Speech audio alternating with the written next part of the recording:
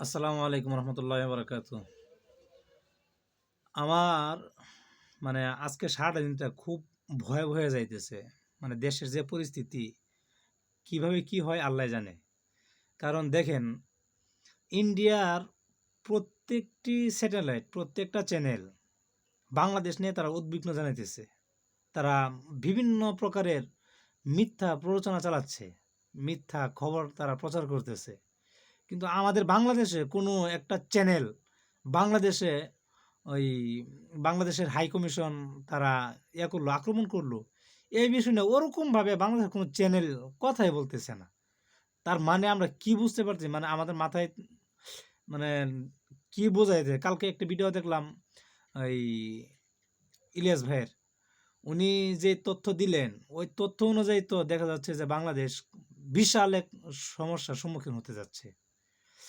দোয়া করি সবাই, আমরা সবাই দোয়া করি, আপনারাও দোয়া করতে থাকেন। সবাই একটু সচেতন থাকেন, যেন কোনোভাবেই কোনো দিক দিয়ে কোনো প্রকার স্বৈরাচার যারা আছে তারা যেন মাথা উঁচু করে দাঁড়াতে না পারে, যেন দেশের বিরুদ্ধে কোনো রকম কোনো ষড়যন্ত্র করতে না পারে।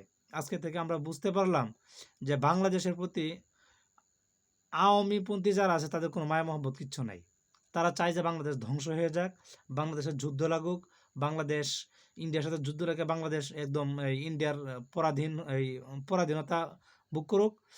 আর আমরা যারা খাঁটি দেশপ্রেমিক, আমরা চাই যে আমরা যেন কখনো ইন্ডিয়ার গোলামি না করি। আমাদের দেশ আমাদের হাতে থাকবে, আমাদের সরকার থাকবে, আমাদের সরকার দেশ চালাবে, এটা আমরা চাই। আমরা চাই না ইন্ডিয়ান কোনো সরকার আমাদের বাংলাদেশ চালাক।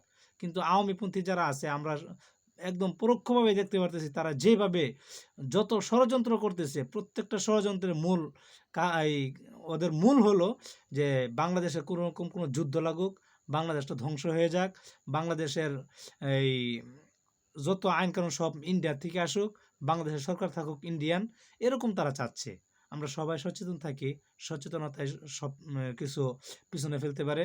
আমরা আমাদের ছাত্র ভাই যারা দেশকে নতুনভাবে এই স্বৈরাচার মুক্ত করেছেন, তাদের প্রতি আমাদের সকলের আহ্বান যে আপনারা ঘুমায়েন না।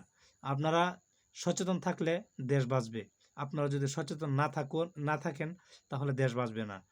২ নম্বর কথা হলো যে আসিফ নজরুল স্যারকে নিয়ে যেই কথা বর্তমানে আমাদের এই ইউটিউবে, ফেসবুকে, সোশ্যাল মিডিয়ায় যেভাবে প্রচার হচ্ছে, এগুলো আপনারা সঠিকভাবে তদন্তপূর্বক বিচারের আওতায় নিয়ে আসেন।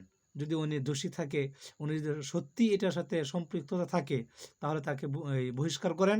নতুন করে যারা দেশপ্রেমিক, আপনারা যাচাই বাছাই করে, একটা কথা আবার বলি, যে যাচাই বাছাই করে দেখবেন কারা দেশপ্রেমিক, তাদেরকে হয়তোবা আমাদের এই দেশপ্রেমিক আছে আমাদের চরমনের পীর সাহেব ফজলুল করিম সাহেব, তারপরে এই আল্লাহ মামুনুল হক সাহেব, উপদেষ্টা বানানোর জন্য অনেক দেশপ্রেমিক আছে। আপনার দেশপ্রেমিক যারা আছে তাদেরকে উপদেষ্টা বানান। আর যারা দেশ নিয়ে ষড়যন্ত্র করতেছে তাদেরকে বহিষ্কার করে আইনের আওতায় নিয়ে আসে, তাদেরকে বিচারের আওতায় নিয়ে আসেন, তাদেরকে শাস্তি দেন।